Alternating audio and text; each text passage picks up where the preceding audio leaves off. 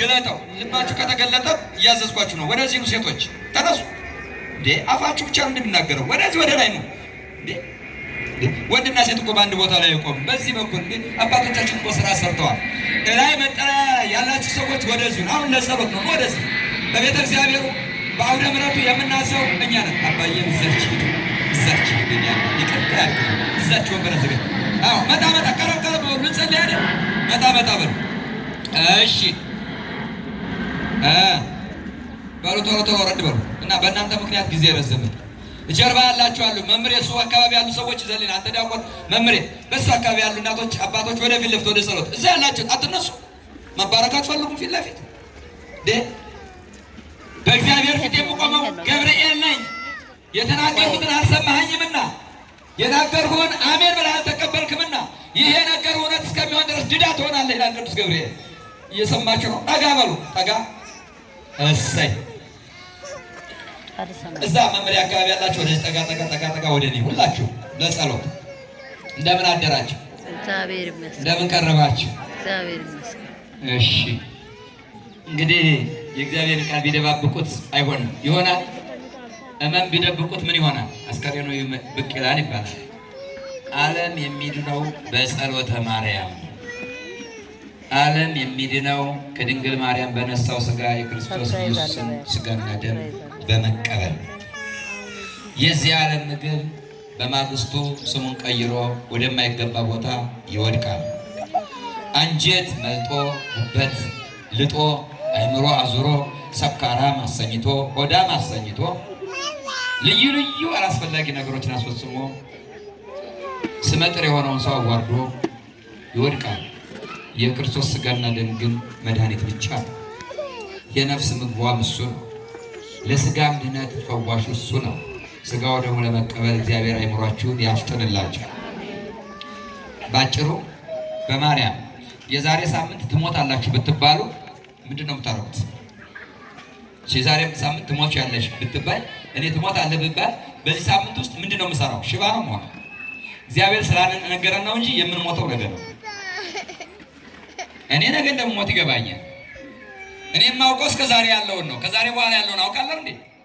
እባካችሁ ለእግዚአብሔር እጅ ስጡ። እኔ ዛሬ ስመጣ እዛ ፈለገ ዮርዳኖስ ዮሐንስ ተጋብዣለሁ፣ ቤላ ተጋብዣለሁ። ይህን ቦታ ስለምወድ ወደ እናንተ መጣሁ። ይሄ ቦታ ደግሞ ብዙ የጎደለበት ነገር አለ። በእርግጥ እግዚአብሔር ይመስገን አስተዳደሩ የበቃ የነቃ ጽሕፈት ቤት ነው ያለው። ሰበካ ጉባኤው የበቃ የነቃ ሰበካ ጉባኤ ነው ያለው። ልማቱ ደስ ይለኛል። የሚደክሙት የሚወጡ የሚወርዱት የእናንተን መቆሚያ ለማመቻቸት ነው። ይኸው በደረቅ ቦታ አምራ እንዲህ አልነበረም። ዘንድሮ እንደዚህ ሆነ። መሸጋገር ቻል። በዚህ ያለው ህብረተሰብ እንዲመጣ ከአባቱ ጋር ከዮሐንስ ጋር እንዲገናኝ ነው። እኔ አሁን ደግሞ ልነግራችሁ ነው። ኧረ በማርያም እስኪ አንድ ጊዜ የመጥምቀ መለኮት ቤተ ክርስቲያን በሉ እስኪ። በውስጥ የጎደለ ካለ እኛ እናሟላዋለን።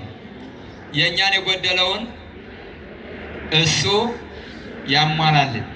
ከፈጣሪው ለምኖ ጎደላችንን ይሙላልን። እውነት ነው አይደለም? እንግዲህ ዝም ብያችሁ ብሄድ አይሆንም። አሁን ጾሙ ከገባ በኋላ አይደለም። ጾሙ ሳይገባ ዛሬ በፍቅር በቸርነት ቸር እግዚአብሔር ኃያል እግዚአብሔር ሰጭ እግዚአብሔር ስለሆነ በውስጥ የጎዳደሉ ነገሮች አሉ። ከቤተልሔም ጀምሮ እስከ መንበሩ ድረስ እናኛን የሚስጥር ዕቃዎች አውጥቼ እንዳላሳያችሁ ምስጢሮች ናቸው። ጌታ ከለከለ። አውጥቼ ባሳያችሁ ምንድን ነው የምሆነው? መናፍቅ ክህደት ነው አይደል? በእናንተ በባልና በሚስት መካከል ምስጢር አለ አይደል? በተጣላችሁ ጊዜ እንኳን አይነገርም። ካህን የሚጣላ ምስጢር ያወጣል? አያወጣም። ነገር ግን ይገርማችኋል፣ በምንሞትበት ጊዜ ሁላችንም እናያታለን። ለምን መሰላችሁ? ስንወለድ ራቁታችንን እያለቀስን ባዷችንን ነው ሁላችንም የመጣው። እኔም ቆብ አልነበረኝም፣ ንጉስም ዘውድ ያልነበራቸውም፣ ሌላ መቁጠሪያ መስቀል ጨብጦ የተወለደ ማንም የለም። ምርጫው የእግዚአብሔር ነው። የሚሰጠው ከእግዚአብሔር ነው። ምርጫው በማይጸን ነው። የማን ፈቃድ ሲሆን ነው? የእግዚአብሔር ነው።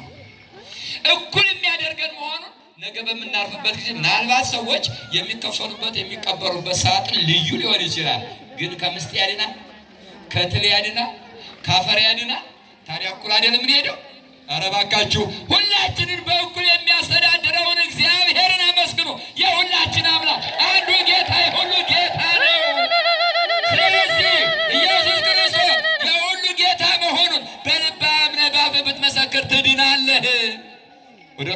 ሰዎች የሐዋርያው ቅዱስ ጳውሎስ መልእክት 11:10 ላይ ያለው ቃል አይዞሽ ራበሽ አይዞሽ እየሰማችሁ ነው። እግዚአብሔር ይስማችሁ። አሁን ልላችሁ የፈለኩት ምንድነው? ብዙ አይደለም። ቅድም ሂሳብ እየሰራን ነበረ። ገባ ወጣ እንደዚህ ስለ የነበረው አሁን በሱባኤው ተሟልቶ መቃደሻው በደንብ ለማንኛውም ደብር እኩል እንዲሆን ፈልገናል። ያን እኩል የምታደርጉት ደግሞ እናንተ ናችሁ። እግዚአብሔር የመረጠው ካለ አንድ ሰው ይሸፍነዋል። አባብዬ ለማምጣት 30፣ 50፣ 60 እና ደግሞ 80 ሺህ ብር የሚገዛ ዕቃ ነው። የዛሬ 7 ዓመት 6 ዓመት ስንት ብር እንደሚገዛ ታውቃላችሁ? 5,000፣ 15,000 ቢበዛ 20 ሺህ የነበረው አሁን እንደዚህ ይሆናል 240 ሺህ ብር ይጨርሳል። ይሙላለት። ከዚህ ህብረተሰብ ይህንን አላጣም። ለማንኛውም ግን እመቤቴ ድንግል ማርያም ፈቃዷ ሆኖ ልጇን ይዛ ጨብጣ በዕለተ ሰንበት ያየሁትን ልንገራችሁና እሱን ብያችሁ ወደ ተግባሩ እንገባለን። እሺ በሉኛ። ፈቃደኞች ናችሁ? እንደው እስኪ በማርያም መቼም የእንትን ቀኝ እጃችሁን ነው እስኪ ያሳዩኝ። እሺ ፈቃደኞች ናችሁ? እሰይ ስካብ ያን እጅማ በበረከት እንደው ይዞ እንድመለስ ነው የምናደርገው ዛሬ። ከፋ ፈቃደኞች ናችሁ? 240 ሺህ ብር እንደምፈልግ ነው። አሁን ሁላችሁም በቤታችሁ በረከት አሜን በሉ። በሰውነታችሁ ጤንነት ይብዛ። በቤታችሁ በረከት አሜን በሉ። በሰውነታችሁ ጤንነት ይብዛላችሁ። በቤታችሁ በረከት፣ በሰውነታችሁ ጤንነት ይብዛላችሁ። ከዚህ የበለጠ ምርቃት አለኝ እንዴ? ከዚህ የበለጠ ምን ይዤላችሁ ልምጣ? በቤት በረከት ምንድነው? ሲቆጠሩ ዘይቱ በረከት ነው፣ ዱቄቱ በረከት ነው፣ ልጅ በረከት ነው፣ ትዳር በረከት ነው፣ ቤት በረከት ነው፣ በርበሬ ራሱ ጨው በረከት ነው። ብዙ በረከት አለ አይደለም? ጠቅላላ በቤታችሁ ምን ይሁን? በረከት ይሁን። አሜን በሉ። በመስቀሉ ነው የተባረካችሁ። በቤታችሁ በረከት ይሁን። በሰውነታችሁ ደግሞ ሰው ሲታመም ምን አለ? ጨጓራ አለ፣ ጉበት አለ፣ ሳይነስ አለ፣ አይን ህመም አለ፣ እግር ህመም አለ፣ ሌላም አለ፣ ክንታሮቱ አለ፣ እጢው አለ፣ ብዙ ህመም አለ አይደለም? በሰውነታችሁ ግን ምን ይሁን? ጤንነት ይሁን። ያጣችሁት አለ? አሁን በተነገረው ውስጥ የጠፋ አለ? ስልጣንን በረከት ነው ይስጣችሁ። ከፈለጋችሁት ገሃነም የሚያወርድ ሳይሆን ወደ ገነት የሚያስገባ ጽድቅ ይስጣችሁ። አሜን በሉ። አሜን በሉ። አሜን በሉ። አሜን ስትሉ ደግሞ እንደቆማችሁ አይደለም። እስኪ ሰውነታችሁ እንዲገዛ ለእግዚአብሔር አሜን በሉ። ጎንበስ ቀና ስትሉ ምን ተሰማችሁ? አያችሁ ሰውነታችሁ ተገዛ። እግዚአብሔር ፈጥሮ የሚገዛ አምላክ ነው። የማይለይ አምላክ ከሁላችን ጋር ይሁን። አሁን ሁላችሁም አንደኛዋ 6 አካሎች አሏት። ቤተልሔም ውስጥ የምትቀመጥ ናት። ብሯ ብዙ አይደለችም፣ 30 ሺህ ብር ናት። በዚያው ዙሪያ ደግሞ የምትቀመጥ ከፍ ያለ ደግሞ መገልገያ ምስጢራት 50 ሺህ ብር የምትገዛለች። እነኚህ ሁለቱ ቤተልሔም ውስጥ ያሉ ናቸው። እንኳን አይደለም መገልገያ ሰው እንኳን ጊዜው ሲያልፍ ጨርሶ ደህናውን ይባላል። በወጣትነት መታከምና በ80 በ90 ዓመት መታከም አንድ አይደለም። ታክሞ የማይድን እናት አለ፣ አባት አለ። ሐኪሞች ግን ገንዘብ ለመብላት ሁሉ ጊዜ አምጣው ነው የሚሉት። ስለዚህ አገልግሎት ጨርሰው ከአቅማችን በላይ ሆነውብን ይህን ጉዳይ ለመጥምቀ መለኮት ቅዱስ ዮሐንስ ሕዝቦች ማቅረብ ወደድኩኝ። ከዛ በኋላ ከ240 ሲቀንሱ ቀሪው ደግሞ መንበሩ ላይ ያለ ነው። ትሞሉልኛላችሁ። እግዚአብሔር ይሙላላችሁ። እለምናችኋለሁ፣ ትለመናላችሁ። ቅዱስ ሚካኤልም ስራው ልመና ነው። ሰአሌ ምሕረትን ይለምናል። የመዓት ሳይሆን የምሕረት መልአክ ይክበባችሁ። እወዳችኋለሁ። ይችን ቁና ወደዚች ጠጋ ታደርጉልኝና ሁላችሁ አስራቷን በኩራቷን ቃል የገባችሁን የዕጣኑን የዘቢቡን አምጣችሁ እዚች ላይ ሙልት ታደርጉልኛላችሁ።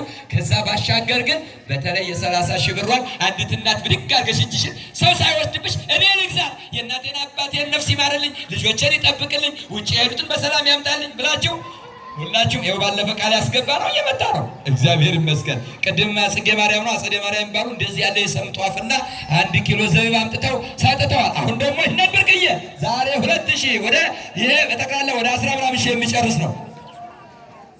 የቄስ አዳነ ንስሐ ልጅ ናቸው። ወለተ ሚካኤል ክብር ምስጋና ለእግዚአብሔር ይሁን። አያችሁ ቀላል አይደለም። ይሄ አንዱ በእውነት እርግጠኛ ነኝ 100 ብር ሊሆን ይችላል። አንዱ ብቻ ፍሬ ትልቅ ስጦታ ነው። እናመሰግናለን።